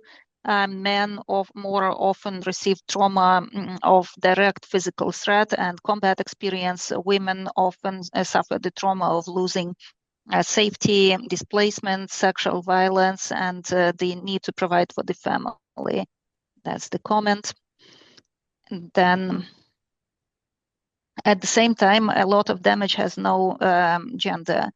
Losing homes, assets, property, forced displacement, trauma, occupational trauma, losing dear ones, that has no gender. That's another comment. In reparation systems, usually they do not compare who suffered more, men or women. They assess concrete categories of damage caused. And sexual violence is not limited to rape and may have various forms of intimidation and undermining human dignity. Yes. So this is the first, or you read 2 of them? No, I've read several comments and there are more. Please. And please all listen. So see if you want to comment. Go ahead, please. I will attend to Leo's question, to the one in English, but please cover the ones in Ukrainian. Українською. And just a second, I continue. Eva already spoke, so no need. Mm-hmm. I don't really see. Survivors, victims are both men and women, even though because of stigma, some of the cases may be undisclosed, unknown. And there are some who may talk to a priest or a psychologist, but some will keep this in silence, in secret forever. That's it, I believe. Yes, it's absolutely true. And we asked those that gave us reports of conflict-related sexual violence if they reported or why they didn't report. And so that one sentence where I said stigma, that they didn't feel that they knew where to go, those were all the answers that they gave of why they won't report. And that included males. Not a lot, but that included males. And also in the qualitative data, it bared out the same. Bore out, sorry. Okay, we have with us Leo in the questions, who is extremely articulate. Leo, would you like to take the screen for a moment and ask your question so I don't have to read the whole thing? Leo, are you here? Yes, can I check? Can you hear me? Yes, absolutely. Please. Okay. Sounds like your experience is very relevant. Please. I do apologize. I just got into mode. Okay, my name is Leonor. I'm an international criminal lawyer. I've worked at the ICTR, Residual Mechanism, and ICC. My recent doctorate is very relevant here because it looked at how international courts responded to sexual violence against men and boys across 3 decades of tribunal practice. Leo, you're very fast. I know our... Oh, I'm sorry. We have interpreters. Okay, I'll slow down. Apologies. Thank you. Okay, so I have 2 questions for Dr. Boussole. Now, my first question, which is a bit of a two-parter, is now one of the findings in my doctorate was that institutional visibility often shapes which victims receive recognition. Now, given that the recently established special tribunal for the crime of aggression in Ukraine is likely to become a prominent accountability mechanism as regards the crimes that were perpetrated in Ukraine, do you see a risk that the harms that fall outside its jurisdiction, that includes conflict-related sexual violence against men and boys, do you see it receiving comparatively less visibility and recognition? I know it would probably go into be dealt with the ICC and in the Ukrainian courts, but there's I'm just concerned about whether there's a risk, whether it will fall outside the purview or recognition of the issue needs. Now, and if so, what steps do you think can be taken to ensure that the male survivors remain part of the broader accountability narrative despite the tribunal's mandate? Because I know in Colombian context, they recently, I think it was in September last year, they acknowledged, I think it was 104 men as victims of sexual violence during the civil conflict. 35 who were kids at the time, children at the time. So they became part of the narrative officially. So that's the first question. If you want me to ask the second question, I can, or do you want me to pause there? Please ask the second question also. I Okay. believe your second question is to Roman. Oh, no, the second question is still to Dr. Busso. Oh, okay. Katerina, gender- you're working here today. Sorry. No, Okay, this is why we have the webinars. Go ahead. It's a fantastic webinar, and there's a lot of parallels in a lot of the cases and a lot of the context that I've read and learned. So I'm quite amazed with the parallels that are similar. So the second question is gender competent responses to male conflict-related sexual violence. That's a similar thread in our respective work. So this is something, of course, I'd like to hear Dr. Busso's perspective on it. Based on your experience so far, what do you see is the greatest hurdle into achieving meaningful recognition and justice for the male survivors, those that actually come out? Is it going to be evidentiary challenges, like institutional blind spots, like culture, maybe military masculinity, or like, for example, if the investigators' backgrounds are police or military officers, there's a sort of machismo issue there. Is it stigma or is it something else? So those are my questions for Dr. Busso. I have others, but for the other panelists, if that's okay, but I can wait if you want. Many thanks, Dr. Nwoye, and it's a great honor to meet you because I've read your work and referred to it enormously. I'll try to be brief because obviously the questions are very expansive. In relation to the first one, the Special Tribunal for the Crime of Aggression, given by its name, will focus specifically on the crime of aggression.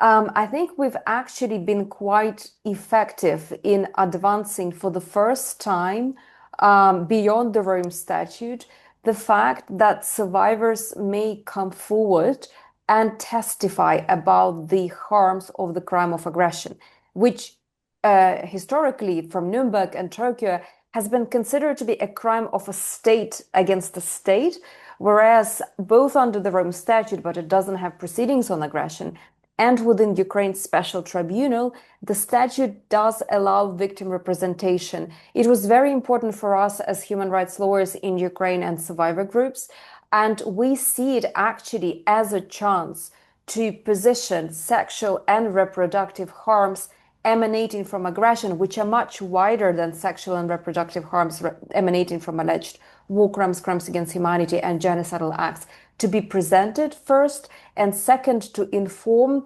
the reparations to Ukraine as the state, and also the concept of Ukraine's gender competent rebuilding, that the healthcare system that has to be rebuilt should have affordable, understandable, human-centric survivor services. How do we speak about IVFs? How do we speak about sexual dysfunctions, which are associated both with captivity, but also just with the stressful experience of the war?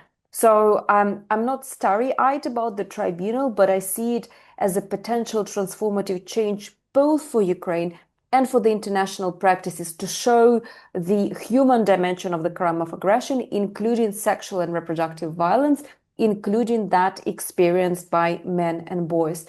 And as regards the second question, I think the main hurdles are the blindness, not the ones of survivors. The survivors are exceptional in their proactivity and readiness. The blindnesses of us as the society, as the professionals, and I think it's really important to identify, even when the most good, willing professionals do have these blindnesses, and we have to be on a constant path of uncovering them. And I will just make one small example, which I think is very illustrative. One of Ukrainian leading media outlets, Ukrainska Pravda, has recently had a very big publication on the dynamics of conflict-related sexual violence, on how survivors come forward, on how reparations have worked out. And they used for this publication the graphics that they drew themselves, and all the silhouettes used in those illustrations were female silhouettes. And already, both societally, but also survivor groups, when they look at this publication, they would connect sexual violence as something which is a female and girls, women's issue, but not something applicable to men. And again, in the content, in the text, actually the publication was really sensitive and also mentioned men. But it's just one of the examples how the detail, the illustration can be a protraction in the visualization of harm and in the support. Ukraine has introduced many more females as investigators, prosecutors dealing with sexual violence. In my experience, which of course is, not all encompassing, but I have been surprised, and my female colleagues have been surprised, how male survivors oftentimes prefer to speak to female professionals, at least lawyers, because we thought that lawyers, females, would deal more with the experiences of girls and women. So I think we should stay sensitive. We should ensure gender diversity of professionals, but not presume anything as to whom the survivors would prefer. And I am a staunch supporter of the wider reparative framework, be it urgent interim reparations, be it reparations through the register of damage. We must act not only through criminal proceedings. And there are other layers of harm for which both women and men in Ukraine are largely not prepared. We haven't yet mentioned children born out of conflict-related sexual violence, Right. on which the official numbers are very low, but what we document, we see that naturally these numbers are much higher.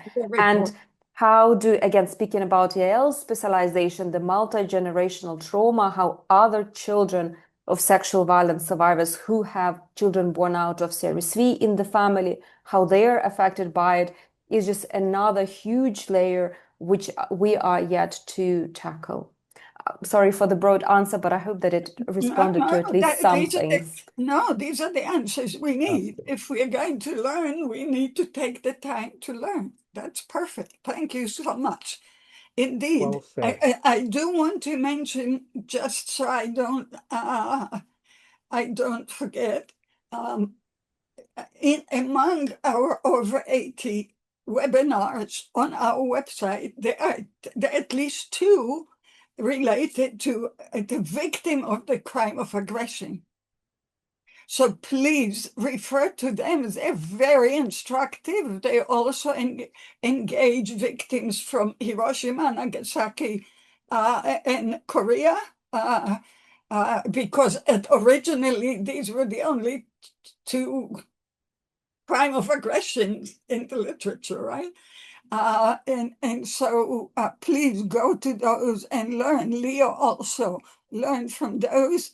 and a judge's opinion and international lawyers' opinion. So we have so much more to learn from each other. This is so exciting. And Jacqueline from Kenya, thank you for your mention that you too work in Kenya with survivors, supporters, with supporting male survivors.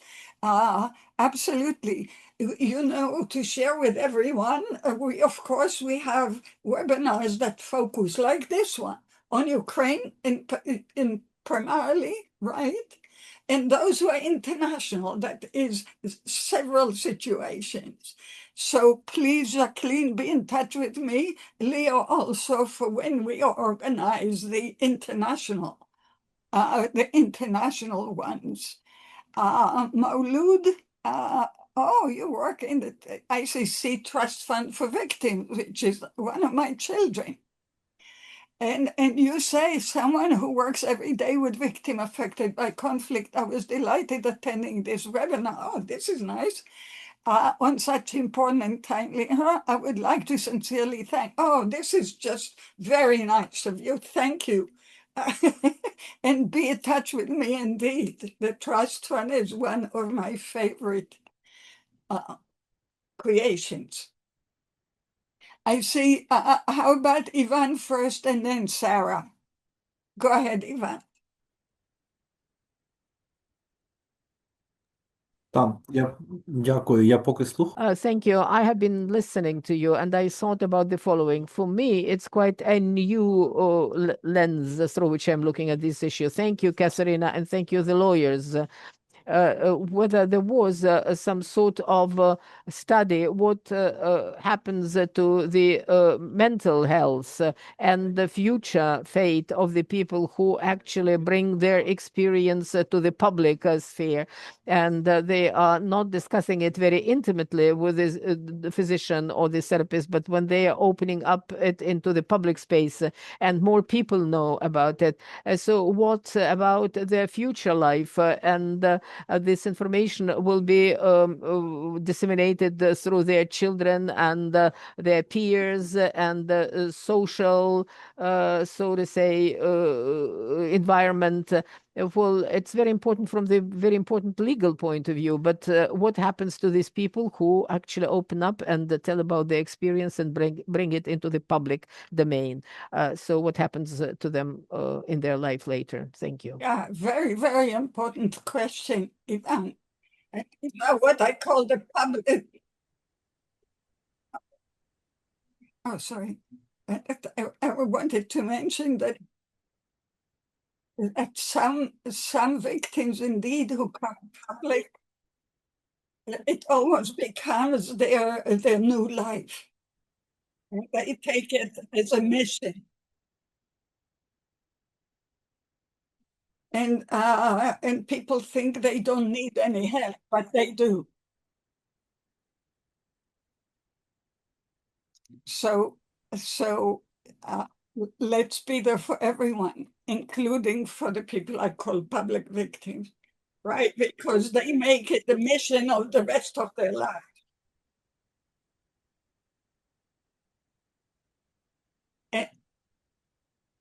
And that too creates problems in the family, etc.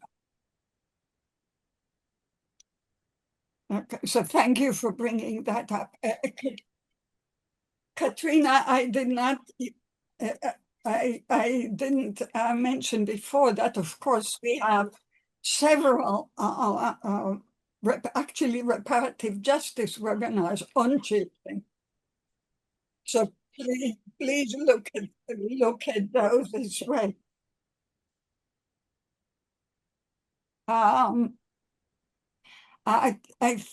We can stay here forever.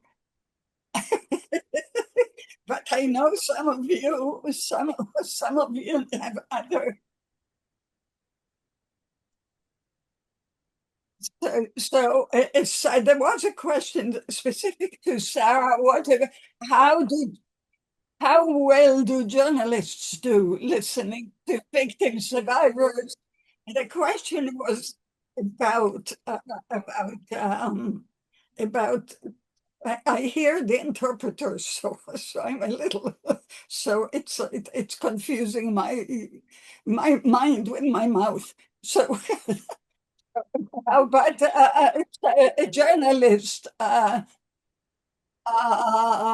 in your function as witnessing victim survivors' experience, how good are you at it? What kind of specialized training do you need? Thank you. It's a very complicated question. Can you hear me? Sort Yeah. of. Sort of. Well, we don't have much time, so I'll just try and answer that very quickly. For me, it's really important to always keep our empathy. And what I always try to do with this topic is that I always make sure that all the subjects I interview are happy with whatever I publish about them. So this is something that is very important for me.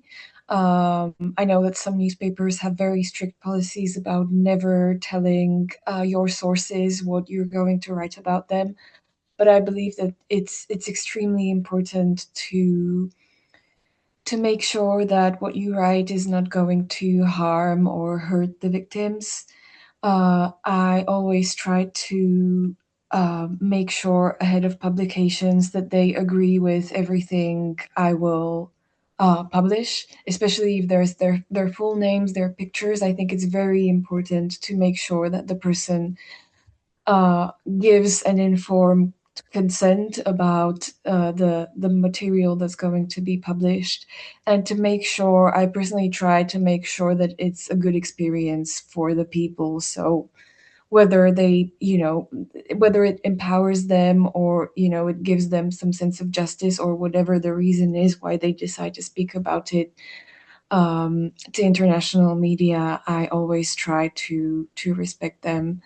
And I also wanted to say that it's wonderful to be in touch with all of you, but I really have to go. So thank you so much. Everybody does. Everybody does. So I would like to invite the panelists to share your quotes, last words before we say goodbye, and announce our next webinar. So, but also to let you know, and you are leaders in this, we are providing training in reparative justice, right? In the way to listen, to be present. And so that the interaction with the victim, and it's the same with journalism, right? There's reparative journalism too. That is when the witness has, when the person has shared with you, do they leave wounded or more wounded? Or do they leave feeling healed? Of course, it's not a replacement for long-term healing, but the interaction must be reparative. So, last word, first of all, if I don't thank you, I would pop because you're unbelievable. But please, your last words. Let's start from the last speaker. Katrina, please. Well, thank you very much for this deep discussion. And I think I would just wish us all to act with care and self-care in uncovering just the layers of harm, which unfortunately are endless in situations like Russia, like Colombia, Sudan, globally. And while I'm a strong supporter for addressing conflict-related sexual violence through reparations and criminal proceedings, I think it's increasingly important to see its intersection with other crimes, with reproductive violence, and also to explore the gender dimensions of other crimes, such as displacement, such as looting. I think there is much work to be done, but this is an extraordinary expertise that I've seen here. So thank you very much for learning from all of you, and especially many thanks to Roman. Thank you. Ivan?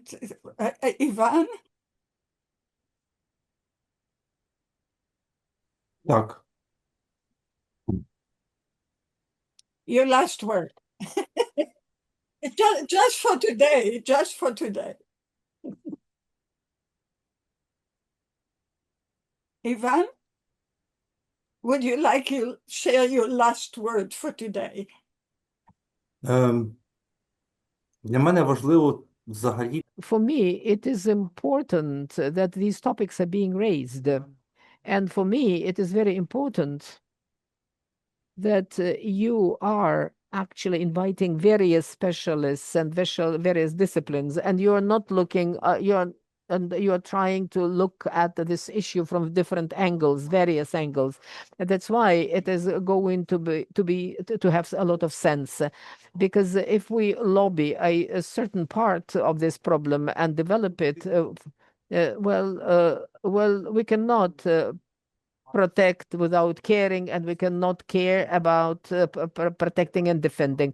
So thank you very much, and I was happy to meet all of you, and I was happy to participate in this discussion today with you. Thank you.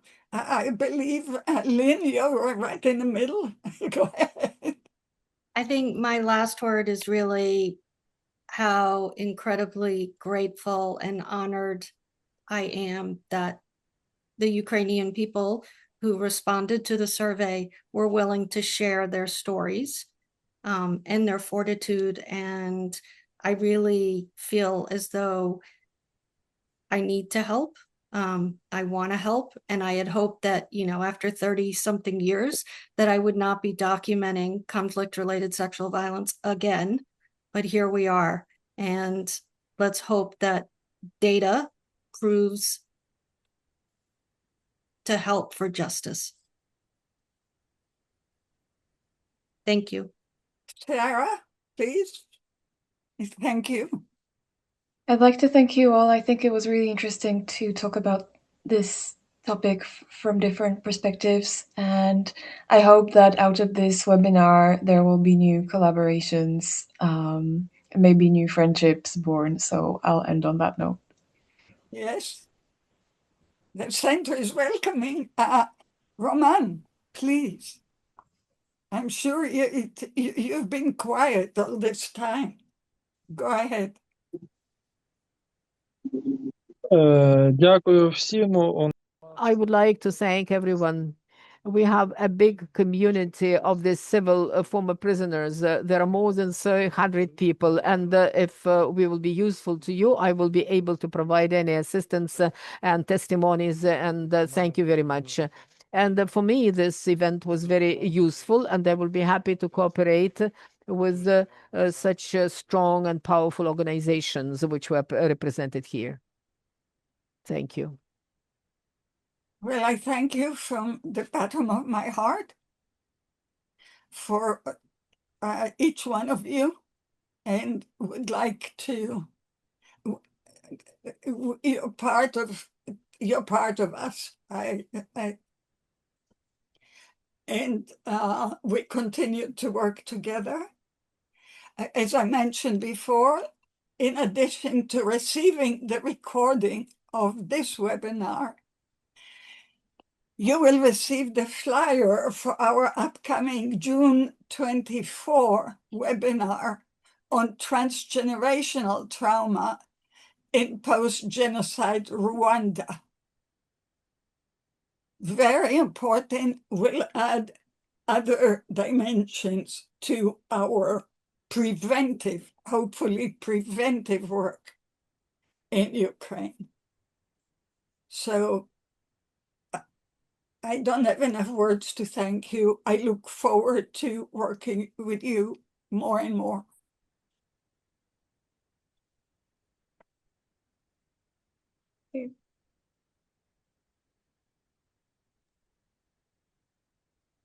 Take care. Thank you very much. Stay safe. Thank you very much. Take care. Thank you. Bye-bye.